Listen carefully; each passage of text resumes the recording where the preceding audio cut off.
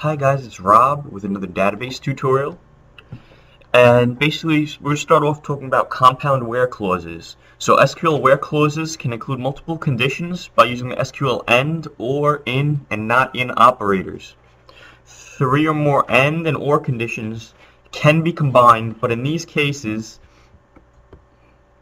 IN and NOT IN are easier to use.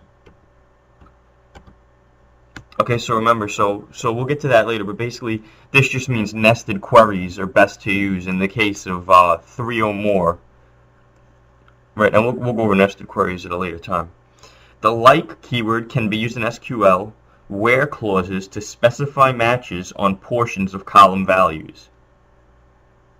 Right, and piggybacking off of that, the %sign wildcard character, well, the percent stands for any sequence of characters. So if we have blank percent, so if we have something and then the %sign, it means any sequence of characters that starts with something. So if we have 5, 6, 7%, it means that anything starting with 5, 6, 7, no matter what it had after it, N, M, 5, 6, 7, 1, 9, 3. In other words, any sequence of characters that starts with this, anything before the %sign. Now, if we put the %sign before our blank line here, indicating our whatever we want, N, M, this means any sequence of characters that ends with NM, right? Because this stands for any sequence of characters, right? So that this could be anything, right? And if we put between the two and we put an N here, this would mean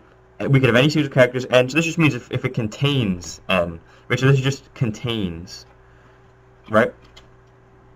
So basically, in the like, so we could say like, this is just part of an SQL statement, but after where whatever like, and then we'd put percent N M H, or like a practical application, like IT. Whatever the course number is. So let's say you're going to college in information technology course 200. So but you'd put percents here inside of the quotes, and now this would find all those courses with that name, with containing IT 200. Now combining where and order by clauses. So you're going to select something from something, where something, and then you're going to order by something, right? Now, there's 5 built-in arithmetic functions: sum, average, max, min, count. So sum is, the sum of them added up. Average is the average, or the mean. Right? Max is the maximum. You probably already know this, but min is the minimum. And count means count the values.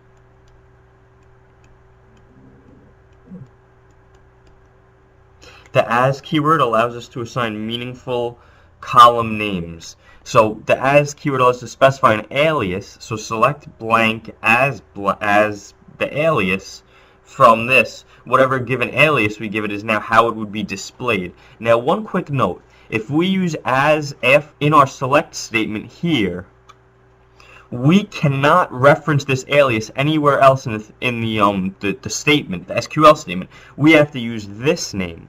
However, if we use select blank from blank as blank, this, when we're specifying the table name and aliasing it, we could use that anywhere in the query, including in this first part here. So if we're doing t.tablename dot whatever the column name is, which we'll get to later, that can be done. Now, one last quick thing I want to point out is that as can be omitted in either case. So you could just say select table nt, so table name t, and this would select whatever this table name is as t. So remember, it could be omitted in the second case as well, with those same rules applying as where you could use it. Now, just so we could hurry up and get through this, the count function counts the number of rows, whereas the sum function adds the values in a column. That's pretty self-explanatory. If you want to find the number of rows within count, you do count star.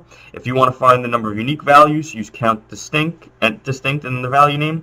And you cannot use the 5 built-in functions in the where clause. These are called aggregate functions, and they cannot be used in the where clause. We would use them in the having clause. And we'll go over some more of that in the next tutorials.